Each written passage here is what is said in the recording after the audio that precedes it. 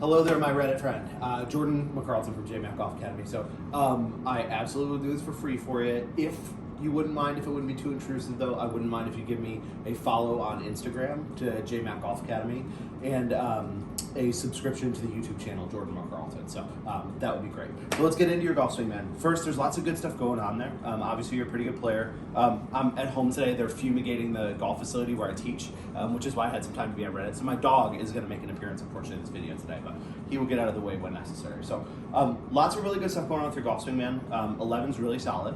But I can see the trouble that you're getting yourself into with kind of the blocks, and let me show you a little bit about why. So what's happening is I really like, generally speaking, your setup is really solid. I like the beginning of your backswing. Get out of the way, buddy.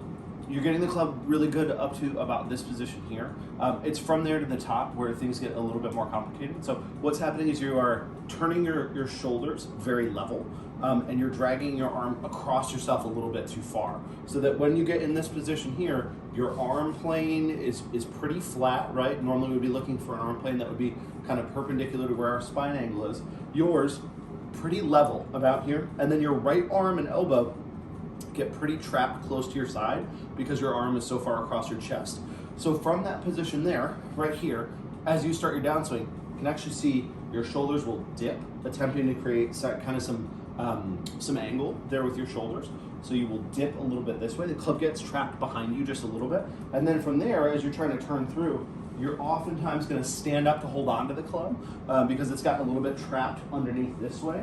And you'll kind of do this to hold on to the shot a little bit, which works okay with your irons, but the longer the club gets, it gets a little bit more difficult. I bet you also roll over a few drivers, right?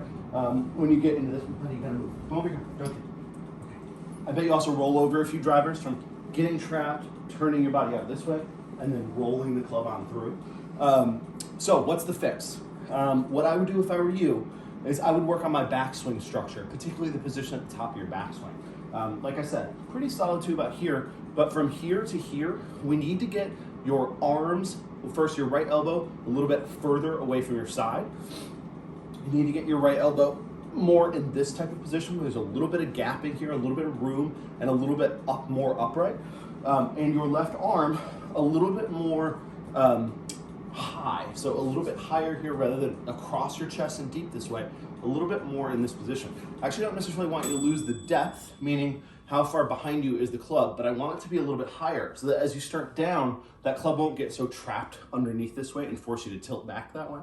So if you can get your arms in a position much more like this one, as you start down, the club will stay a little bit more in line here to where you can keep your arms out in front of you, turn on through it without having to stand up, block, and then flip to get that ball to go where you want it to go. So let me just summarize that for you again. I would work on your backswing structure here, get the club a little bit higher and more in this type of position where that right elbow is not so far behind you and trapped here, because when you start down, forces you to do a little bit of that action. I know that most likely, I don't know your golf swing, I've seen you swing one time, right? But I bet that at some point earlier in your golf career, you fought a little bit of a slice, and so you learned how to kind of dip behind it this way to help you shallow that club a little bit and drop it behind you. But now at the point where you are in your golf journey, that's no longer that helpful at this point. Getting the club trapped in behind you here, dipping them behind you, means the club's right about here. Getting back to impact is difficult for you. You need to feel like that club is, again, a little bit higher here as you start down. Even if we do a little bit of this dipping action as we go, the club will still be a little bit more in line, and then you'll be able to turn on through with more efficiency. So hopefully that makes sense, man. Feel free to shoot me a message on Reddit to clarify what I'm talking about or any questions you have. And sorry for all the interruptions with the dog and stuff, but yeah, the price was probably right. So anyway, hope that works for you, man. Take care.